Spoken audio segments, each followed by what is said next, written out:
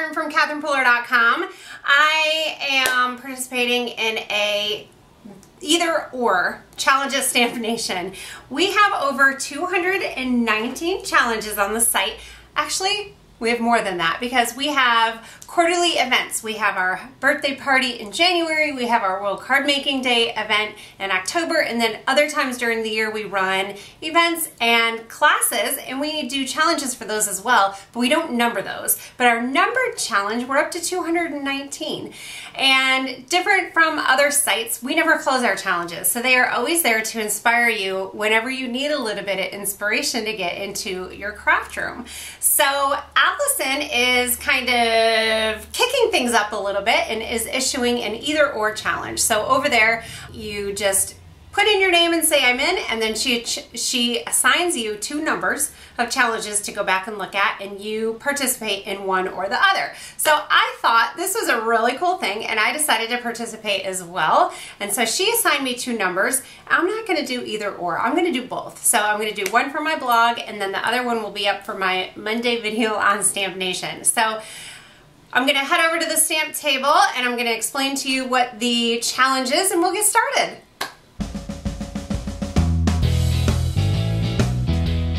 So my challenge is the Queen of Hearts challenge, and it's using Kevin's Queen of Hearts hat that he created as the inspiration piece. And I'm starting with the Yay stripes, the big bold stripe, and I think I had some accoutrements on my stamp. There we go. So I'm going through my stamps to decide what I want to do here, and I know that I'm going to use a frame. This is the birthday journal card die. It has all these guys in it, and my favorite way to use this frame is to cut it out like this, put it on your card, and then it's like a little frame on there. I think that's so fun. And it looks really cool, kind of intersecting that stripe going this way. I'm going to use the large ampersand dies from the And Dies. I'm going to anchor it down on my cardstock. I could have sponged it before cutting it out, but I didn't. So I'll just sponge it now. I'm going to use Festive Berries.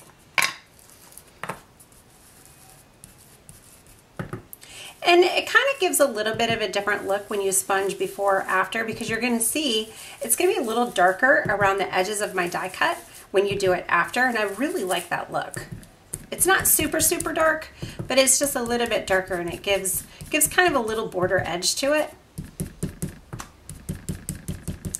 So my ampersand is getting pretty dark. I can keep adding ink and get that darker and darker red, or I can leave it the way it is. And then I have these little tiny little hearts from the All About You stamp set, and I'm gonna stamp hearts on the ampersand. They're not showing up super well, but they'll just be a kind of tone on tone look.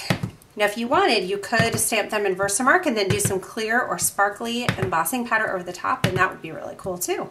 I want the frame to pop up, so I have some mounting tape, and I'm going to just cut it into some thin strips. And then I'll be able to adhere it all the way around this frame. I'm going to start adhering my layers. I've cut this down about 1/2 inch or so, and then just did a small black mat behind it. And we'll add it right to the card front. I might end up regretting this because I have not finished my grading yet. Whoops. So the frame will fit right on the front like that. It's kind of a unique look. I'm digging it. Our little ampersand's going to go somewhere on there. And then I am going to add my greeting. So I'm going to do hugs and kisses, and then I can give this to one of my girls. I'm going to do this with my Misty to make sure that I don't mess up. And I put the kisses right down as far in the bottom corner as I could, which will make more room for the ampersand and the hugs that I want to do. And you know what? Usually I do hugs and kisses, but what if I did them both on the same side? That would be a little bit different, wouldn't it? I think that's kind of fun. So if you're looking for these products, you can head over to my online store. All of them are in there. Everything is in stock right now as I'm filming this video. I added some more adhesive on the back of my die cut. We'll just add it right down here. And I don't know if you can see, but of course Of course I got a smudge right there. So we're gonna bring in some sequins. And I also want to grab the little heart and do a couple of those as well. I have a really big sequin and I think that will do the job right there. And then I'll add a couple more smaller ones. I think I'm gonna call it quits with the sequins. I was getting a little out of control there. All right, so that'll do it. I hope you are inspired today and I'll see you again soon.